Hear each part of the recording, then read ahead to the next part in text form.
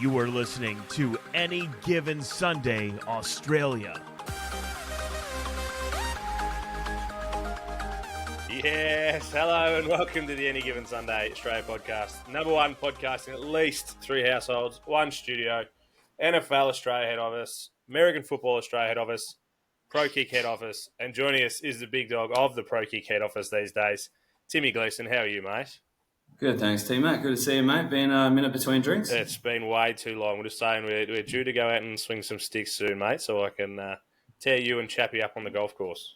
That's it, mate. Got to get hooked up with some of that sweet merch too. Every time I see you blokes, you're rocking something new. So, looking forward to getting one of those T-shirts on. Oh, yep. Well, when you beat me, you're going to have one. I'll give it to you, mate. And some budgies. We were just talking about I'll hook you up with some budgies. You'll be running around nicely, mate. We've got you on today because we've got some huge games coming. Well, a huge game coming up. We've got our own version of College Game Day coming up. So, technically, you are Pat McAfee in this point in time, and we're gonna talk through having 2 Prokick Aussies actually in the game is huge. Mm-hmm. Yeah, absolutely. I mean, can't remember the last time it was done. I'm pretty sure, who was it when TCU was in the championship? I think it might have been Geordie Sandy.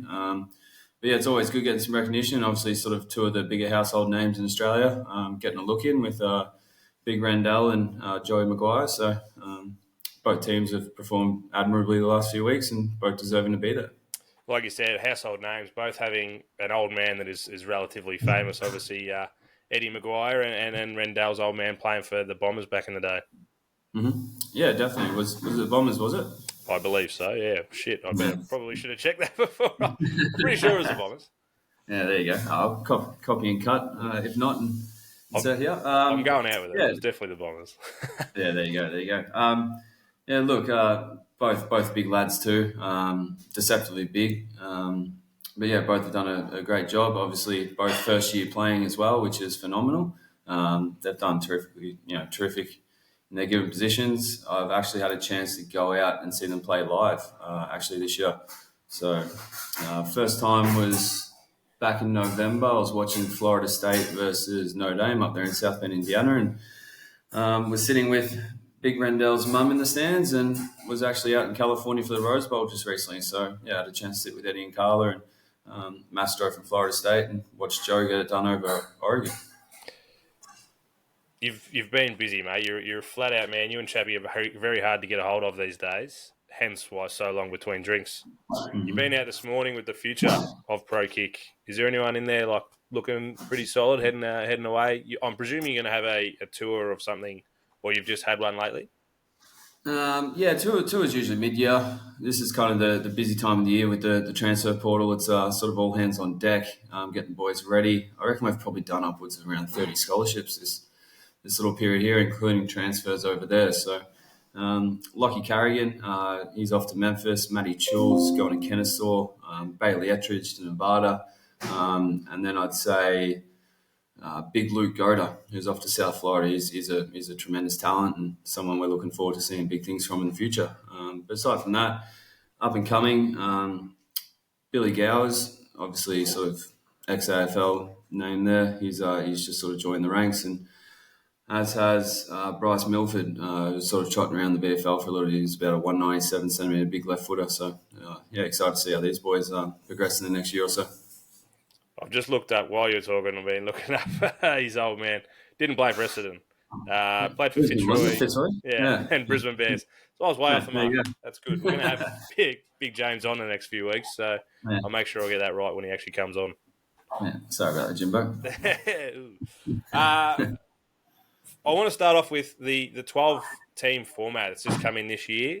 What are your thoughts? You've been a huge college. You played, obviously, in the college system and following the college system for a long time. Do you like it, or you prefer the older way where it was, a group of people picking 4 teams? Oh, look, you're never going to please the crowd. Back when it was 4, people were bitching that, probably 5 and 6 should have got in there, and now it's 12. People are arguing that 13 and 14 should be in there. So, yeah, you're never going to get a, 100% foolproof system, but, yeah, I definitely love it. I mean, at the end of the day, Ohio State was, I think, their number 6. 7, Notre Dame 5. Or 6 or 7. Yeah, so they're both sort of mid-tier, but look, both very deserving. And, I think that I guess the beauty of this is you can lose a game or two and still have a chance to be in it. And you look at Notre Dame, I mean, they played flawless football all year. They coughed up one, obviously, on a last-second field goal at Northern Illinois, which is probably dubbed as the upset of the century. But aside from that, they've been absolute lights out, knocking teams out by 50-plus points. It's been phenomenal to see. And the game I actually caught against Florida State, I think it was like 53-7. It was phenomenal football. It was probably one of the better games I'd seen, in person in terms of a dominant all-round performance. And then all of a sudden at Ohio State, what they did at Oregon, the first game of the playoffs, I think that upped it again. That was like, holy shit, this is, sorry for the language for the younger viewers, but that was probably, again, one of the more dominant performances I'd seen, again, on top of that. So I do think they're very deserving. I initially had this, don't mean to toot my own horn, I've probably got some text messages to prove it, but did initially call at the start of the playoffs that Notre Dame would beat Ohio State. But yeah, judging off the last few weeks' performances, I don't know how it's going to go. I reckon it's a bit of a coin toss. If either team come out and play the best ball, they're far and beyond the best team of that year. So it'll be interesting to see. I think Notre Dame did pretty well last game. I sort of thought that their run game sort of getting back into it a bit, but I mean, you look at Ohio State and the weapons they have with the dual running back setup with Judkins and Travion, and they've got that electrifying 17-year-old receiver and Mika Ibuka, I believe it's pronounced as well, number 4. So he's a stud as well. So I'm glad you had a crack at that because I definitely wasn't. Yeah. Well, seen him play a few times this year, and I mean, he just keeps racking up the yards, doesn't he? So, well, I'm looking forward to seeing both those boys in the draft in the future, but I believe they're both still young as well. Speaking of like the old school picking the 4, if it had been this year where they only picked the 4 teams, 1, 2, 3, and 4 went out their first game. So the fact that it is the 12, I like it a bit more. Like you said, it's more football, which is better for these kids going forward. It's just putting out their brand in bigger and better games. Yeah, definitely. And I mean, it's one of those things. It's also left up to interpretation too. If you do have to pick 4, who do you leave out? Who do you take in? I mean, do Arizona State get a chance winning the Big 12? Do Boise get a chance as a Group 5 sort of team? So it's awesome to have those teams involved. And, just looking at what Arizona State has, they were touted to finish last in their conference. So they did bloody well in the Big 12. Dillingham over there has done a tremendous job, and they played some really exciting football. And then you've got, is it Scatibo? Never really know how to pronounce it, but that running back was absolutely on fire this year. And huge. He got MVP in a bowl where he lost, which is unheard of. He had something like 93 receiving yards, 140 rushing, and then a 42-yard passing touchdown. So it's definitely one to keep on the fantasy radar for next year. Absolutely. You and I sat down earlier in the year and we were talking about the change in the college system and the different divisions and things like that. We're not going to go through it now because I guarantee I'll stuff it up. But how did you feel, and how did you feel like it went with the different divisions and setups that it went this year? With the college or NFL? In college. No, in college. College? What divisions per se? The picks? Well, like we had games that we've never had before, just purely because the Big 10 got changed and Pac-12 and things like that.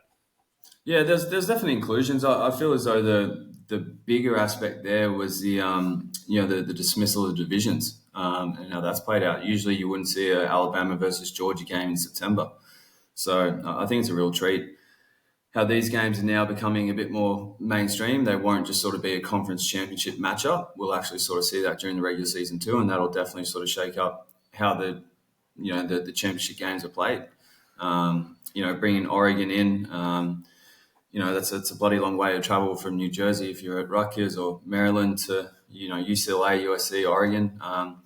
It is good. I'm sort of excited to see what the future holds there. It's I do think it'll keep expanding.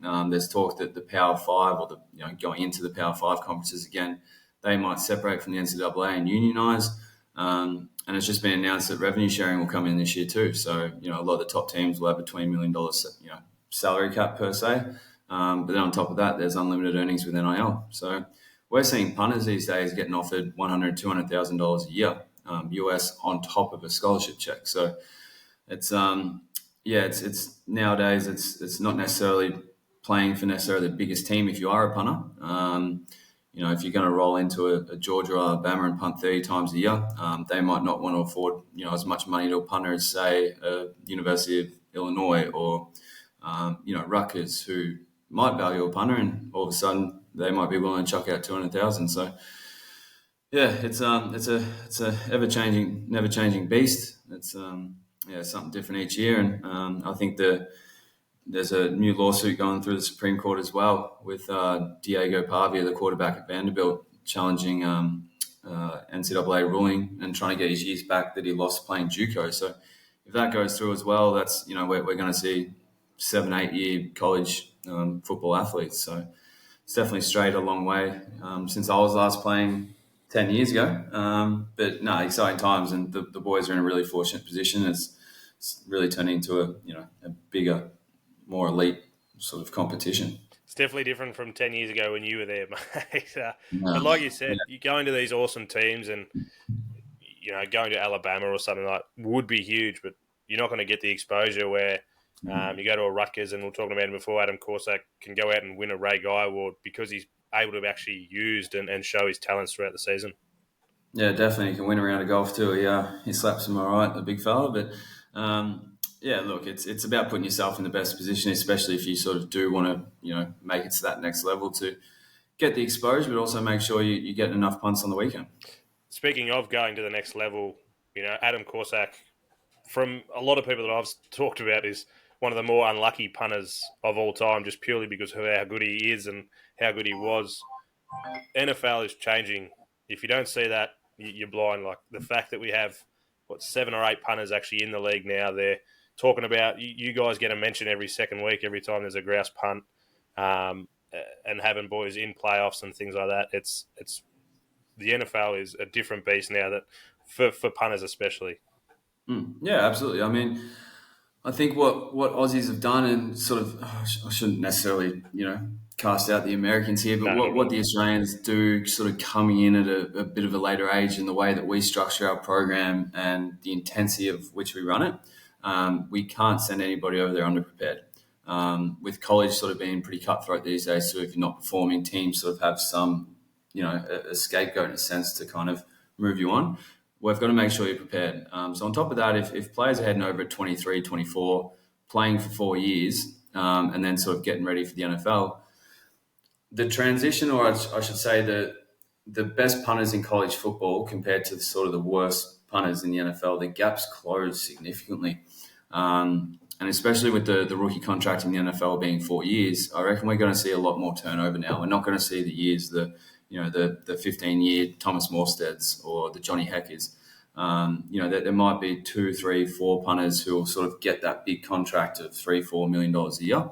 But I reckon we're going to see a lot more recycling of punters a year. I reckon there could be up to 6, maybe 7 punters this year, with a bit of turnover happening up, with the draft and the DFA system.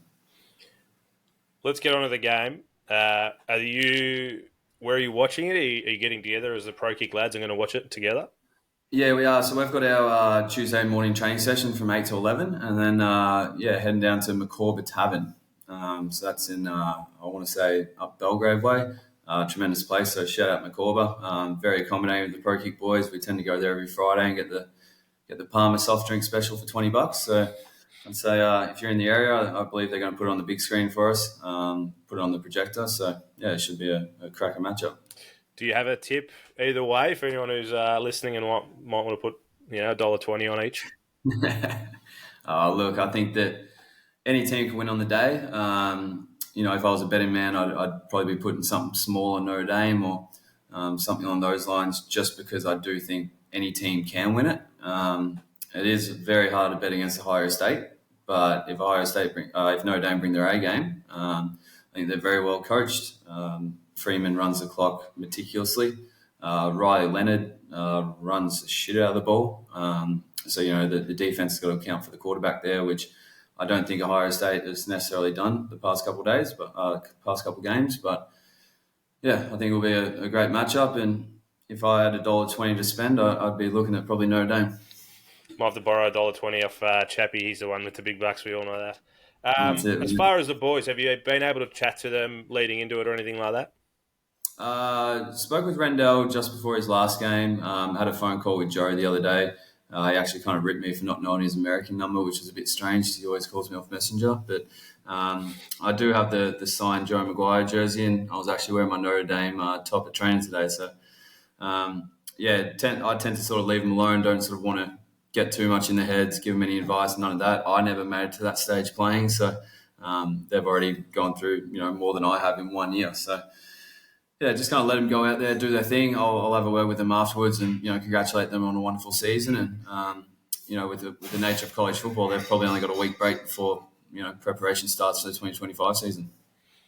We were talking offline about the NFL. You're a Broncos man, and they shit the bed this week, which is but they've got good things to come. Bo Nix is the man. I think he'll be around for quite some time. We're talking about the Chiefs and the big break that they've got.